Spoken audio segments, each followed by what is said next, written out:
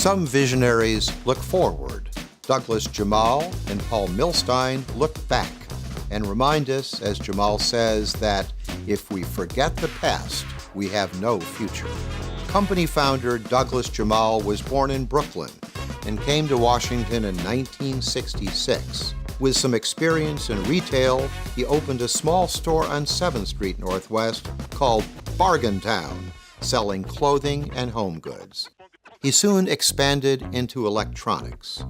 Then, in 1981, Jamal began buying real estate. The first building he purchased was 425 7th Street, next door to his Bargain Town and across from Landsberg's. Since then, he has focused on purchasing and developing distinctive commercial and residential properties, especially those that appeal to his sense of the historic or the unconventional.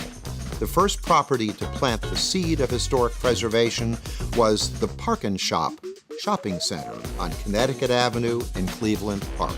Other properties soon followed. Placing a bet on Chinatown, Jamal began to incorporate historic preservation into his business strategy. What attracts me to historic property is you have to have a feeling for a city that has this historic elements, and Washington has that. And I like doing the projects that are challenging.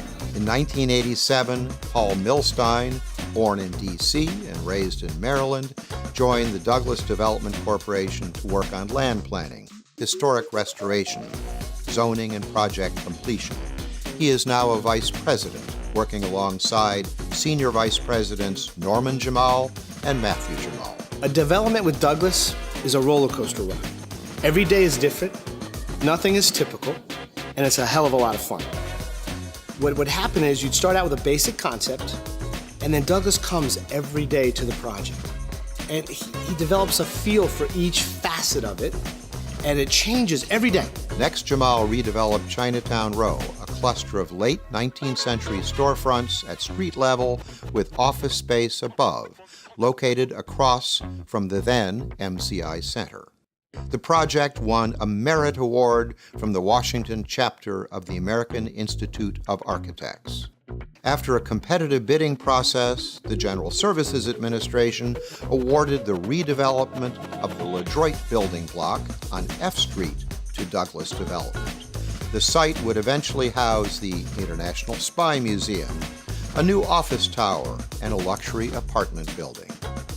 Douglas Development now had a signature, finding the beauty in old, obsolete, often decrepit structures and adapting them back to functional life. I think he does have a tremendous amount of passion. I think he loves old stuff. We're sitting in the Hecht warehouse that's made up of a bunch of his stuff. Like, this is from like a barn that he has on one of his many properties. He collects things from historic buildings, and he's always found them to be quite interesting. The Atlantic Building, which was Washington's first privately constructed building to include elevator service, was integrated with 6 other historic buildings and facades into a 10-story trophy-class office building next to Ford's Theater. In 1999, the company acquired the old Woodward and Lothrop buildings at Metro Center, now one of its best-known projects. And in 2011, Douglas Development began the revitalization of the Ivy City neighborhood with the old Hecht warehouse, now apartments and retail. Douglas Development's portfolio covers more than 10 million leasable square feet and more than 5 million square feet of developable real estate. Of some 240 completed properties, approximately 150 are in the District of Columbia.